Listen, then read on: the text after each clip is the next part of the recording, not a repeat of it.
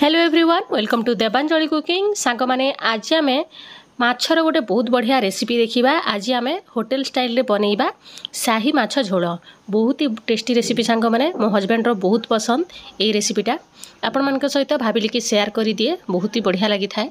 एबे नुआखाई भी आसूची आगू किंबा अन्य किछि दिन मानकर मध्य आपण एई रेसिपी को बनेकी खाई पारिबे। माछर पूरा अलग रेसिपी निहाती देखिबे लास्ट पर्यंत ताहेले ही जानि पारिबे मु को जिनिस यूज करिछि।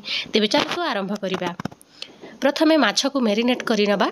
माछरे दे दबा स्वाद अनुसार लूण जेतिकी माछ को दरकार सेतिकी ही देबे। तापर दे दबा आधा चामच हळदी गुंड, गोटे बड़ चामच दे दबा लंका गुंड, मु एटा तीखा लंका गुंड नैछि। तापर दे दबा फाळे लेंबू रस को चिपुड़ी की एथिरे। तापरे एबे सबको भल भाबरे मिक्स करि नबा। ए मसला आ लेंबू रस गुडा को जेमती माछरे भल भाबरे मिक्स हेई पारिबो। एबे आमे माछ को भल भाबरे गोले की याकू 10 मिनिट पई रेस्ट नबा पई छाड़ी दबा। ता द्वारा कि एई सब जिनिस माछरे भल भाबरे एब्जॉर्ब करिवो। टेस्टटा बहुत बढ़िया आसीबो माछर। एबे आमे कढ़ाई रे दे दबा आधा चामच खंडे तेल को गरम करि नबा। तेल भल भाबरे गरम हो सारे एबे आमे दे दबा एथिरे गोटे कटा पियाज। आपण निज मसला अनुसार कम बेसी करि पारिबे। तापरे गोटे इंच अदा को काटिकी दे दबा। तापरे अल्प किछि कला रसुण एथिरे दे दबा। एई सब को किछि समय भाजी नबा। अल्प टिके कंचा लंका मध्य दे देबे जहा द्वारा कि टेस्टटा बहुत भल आसी थाए। कंचा लंका रे कम बेसी करि पारिबे। राग अनुसार आपण केते खांती राग सेही अनुसार एबे किछि समय भाजी नबा। देखंतु टिके नाली पड़ी आसिलानी पियाज अदा और रसुणटा।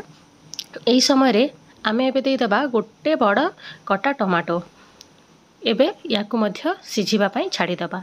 ए भलिया मसला बनेकी आपण अलगा किछि रेसिपी मध्य बनै पारिबे। भेज रे मध्य अलगा किछि बनै पारिबे। आपण पनीर बनै पारिबे, छतु मध्य एही मसला रे एम्ति बनै पारिबे। देखंतु बढ़िया भाबरे हमर मसलाटा सिझी गलानी पियाज टमाटो अदा रसुणटा।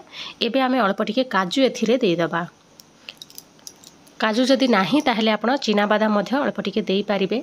तापर एबे आमे गोटे प्लेट को याकू सबु काढी नबा आ ठंडा करिकी ग्राइंड करि नबा। देखंतु कढ़ाई रे मु तेल गरम करि नैछि। तेल गरम करिकी एबे माछ को आमे फ्राई करिबा। जेतिकी आपनक कढ़ाई रे धरौछि सेतिकी देबे। फ्लेम को हाई रखिबा जहा द्वारा कि माछ शीघ्र भाजी ही पारिबो। तळपटे भल भाबरे भाजी ही सारले ही उल्टेबे। तळपटे ठीक रे भाजी न हेले एमती माछटा खंडिया हो जाई थाए। टेस्टटा भल आसेनी। माछटा एपटे सेपटे हो जाए। देखंतु बढ़िया भाबरे माछटा हमर फ्राई हो गलानी। बेसी कड़क करिकी याकू छाणीबानी। आमे जेहेतु तरकारी बनेबा सेति पई टिके सॉफ्ट हेकी ही याकू छाणीबा। एबे आमे आउरी गोटे कढ़ाई रे तेल गरम करि नबा मसला तैयारी करिबा पई। मु एटा सोरिष तेल यूज करछि। सोरिष तेल रे माछटा बहुत बढ़िया लगी थाए। आपनक पाखरे नाही ताहले रिफाइंड ऑयल मध्य यूज करि पारिबे। एबे आमे अल्प टिके तेज पत्र आ गोटे चामच हळदी गुंड, गोटे बड़ चामच काश्मीरी लंका गुंड दे दबा तेल रे। काश्मीरी लंका गुंड देबा द्वारा बहुत बढ़िया कलर आसी थाए। एबे आमे जो पेस्टटा बाटी के रखिथिले ताकू एथिरे दे दबा। जो काजू अदा टमाटो आ पियाज रसुण रो पेस्टटा एथिरे दे दबा। एबे याकू भल भाबरे गोळेई नबा। देखंतु एबे आमे जो ग्राइंडर जार रे मसला तैयारी करथिले सेथिरे अल्प टिके पानी गोळे की एथिरे दे दबा। भल भाबरे जेमती मसलाटा कसी ही पारिबो। एई मसला को बेसी टाइम लागेनी कसीबा पई काहे कि ना आमे भाजिचे तेल रे जहा द्वारा कि शीघ्र हमर मसलाटा रेडी हे जिवो। एबे आमे एथिरे दे दबा स्वाद अनुसार लूण। ध्यान देकी देबे काहे कि ना आमे माछरे मध्ये लूण देइचु। झोल को जेतिकी दरकार सेतिकी ही आमे लूण एथिरे दे दबा। एबे देखंतु किछि समय भाजी हैला परे एबे आमे अल्प टिके दे दबा जीरा गुंड। तापरे दे दबा धनिया गुंड आधा आधा चामच देबे। ए सब तापरे गोटे बड़ चामच दे दबा गरम मसला। मीट मसला किंबा चिकेन मसला थिले मध्ये आपण एथिरे अल्प टिके पकई पारिबे जा द्वारा बहुत बढ़िया फ्लेवर आसीबो। ए सब को आउरी किछि समय भाजी नबा। देखंतु धीरे धीरे तेल छाड़ीबा स्टार्ट हे गलानी मसला रु। शीघ्र ए मसलाटा तैयारी हे जाई थाए। सांग माने निहाती घरे ट्राई करिवे। आउ जदि चैनल रे नुआ अछंती ताले प्लीज चैनल टी को सब्सक्राइब करि देबे।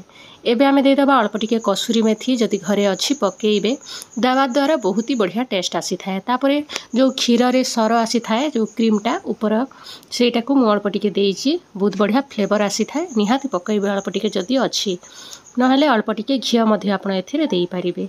एबे किछि समय मसला को भाजी हबा पई लीड लगै नबा। देखो 2-3 मिनिट खंडे हो गला चारिपटू मसला बहुत बढ़िया भाव में भाजी हो गला। एबे आमे या उपरे पानी देदेबा आपण निज परिमाण अनुसार कम बेसी करि पारिबे झोलटाकू। देखंतु मु गोटे बड़ ग्लास पानी देइछि। एबे फ्लेम को पूरा हाई करिदेबा। आपण गरम पानी देई पारिबे। गरम पानी देले शीघ्र पानीटा फुटी पारिबो। फ्लेम को एबे मु हाई कर देइछि जद्वारा शीघ्र पानीटा फुटी आसीबो। सांग माने निहाती ए रेसिपी बनै कि मते कमेंट करिवे। निज फ्रेंड रिलेटिव मान सहित प्लीज शेयर करदेवे। से माने मध्य तांको घरे बनै कि खाई पारिबे। देखंतु बढ़िया भाव में हमर पानीटा फुटी आसिलानी। एबे आमे जो माछ को छाणी के रखिथिले ताकू एथिरे देई दबा। एपटे सेपटे बेसी करिबानी टिके जस्ट गोळेई दबा ए भलिया।